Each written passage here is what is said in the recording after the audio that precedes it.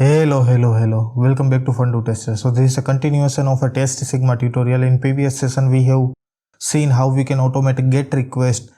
In this, we are going to discuss how we can automate POST request, and we are going to discuss how we can pass a dynamic request data, and apart from how we can do the data-driven testing. So without any ado, let's get started. And before moving forward, don't forget to like and share this video with your friends, and don't forget to subscribe Fun Testers. Camera rolling, action.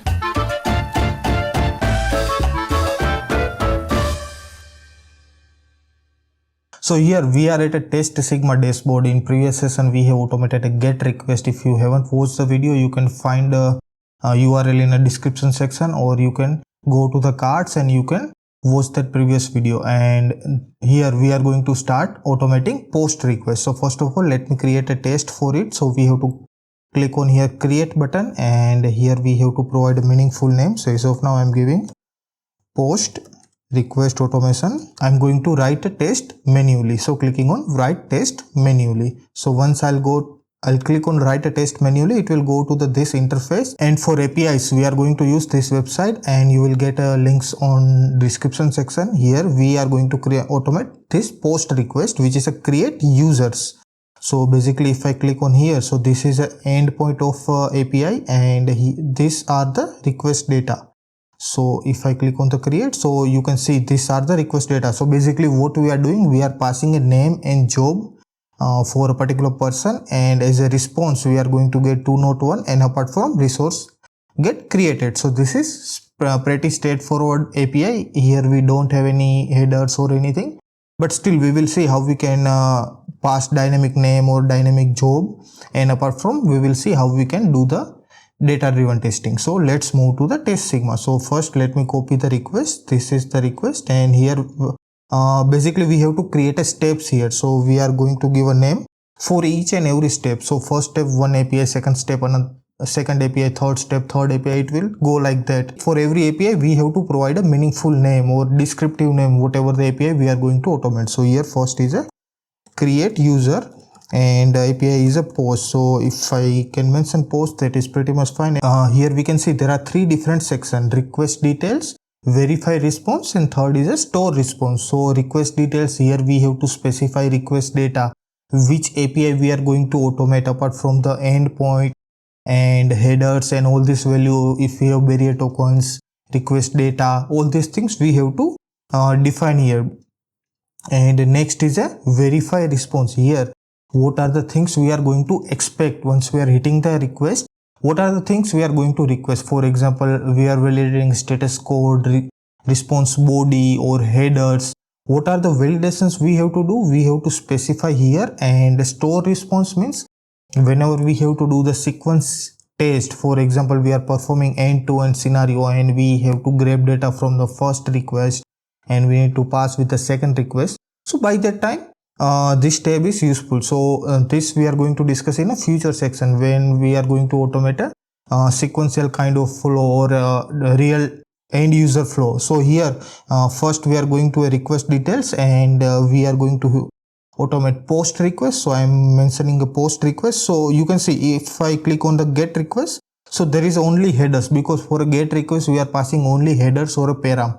But if it is a post request, then we have to pass a request body as well. So here it is showing a payload, means we have to pass a request body. So I'm passing this data. Basically I need to get a request body, so I'm copying this data and passing with the payload. So this is pretty straightforward.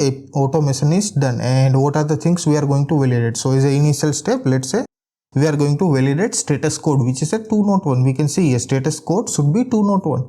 So pretty straightforward. Our test is done, and we can click on the create, and once it is create we can run the test. So if we are running the test, here we are going to execute on a Testsigma lab or local device, but as of now it's a API. So anyways, we are running on a cloud or a server, and if there are any environment we have, let's say dev or stage or specific URLs we have defined, then we can select environment, and apart from the desired capabilities, these are the optional things. If we have, then we can specify. I'm going to run the test.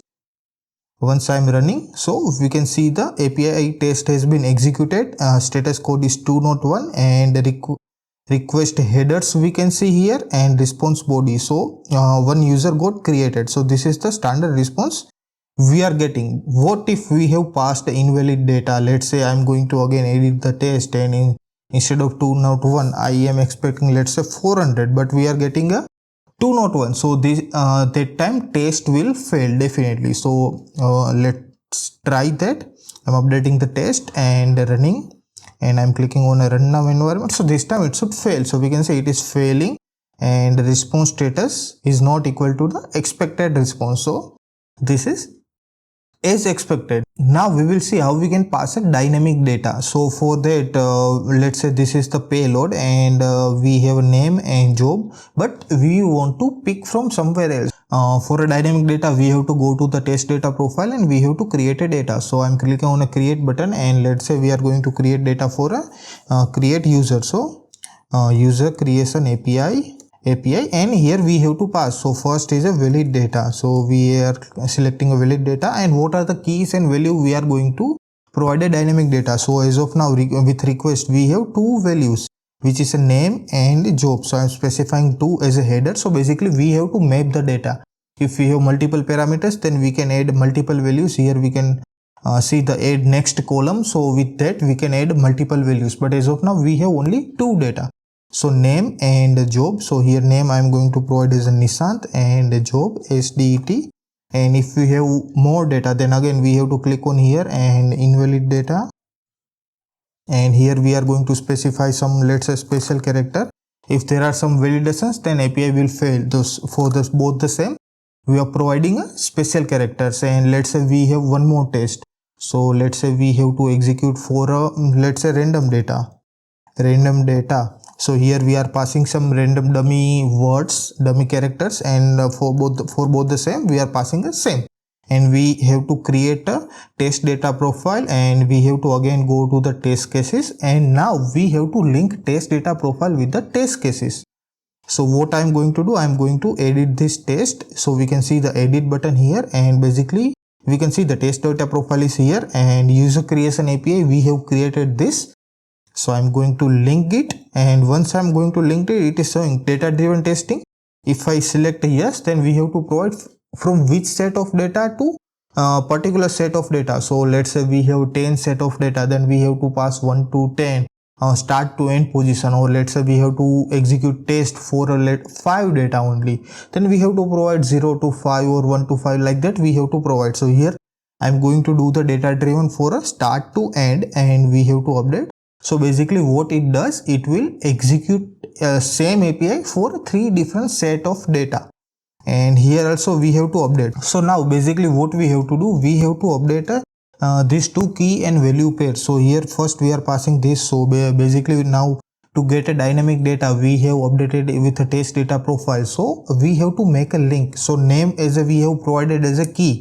So here we have to fetch the data. So first what we are going to do, instead of passing hard-coded name, we have to just update like this, @ and 2 pipe symbol, and in between whatever the data we have passed, we have to provide that. So here the similar for a job, here we have to provide a job, and our test is done. So let me update, and if now I am going to run the test, so we are running a test, it will execute for 3 times. So we have executed test, and we can see now the same API got executed for 3 times.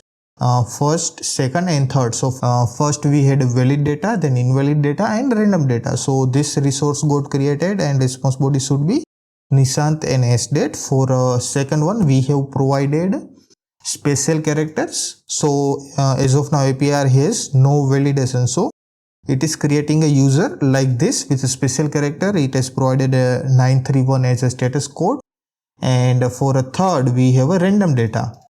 So random data, again we have provided some characters. So pretty much all these 3 APIs are working, and we have executed a dynamic test. So this is how we can execute post request, and we can perform a data driven testing on a no code automation platform, Testsigma. So pretty straightforward, pretty simple. I hope you liked the video and you have enjoyed the video. And in next session we are going to discuss how we can automate delete and put requests. So stay tuned with For New Tester, and don't forget to like and share this video with your friends, and don't forget to subscribe For New Testers. Thank you.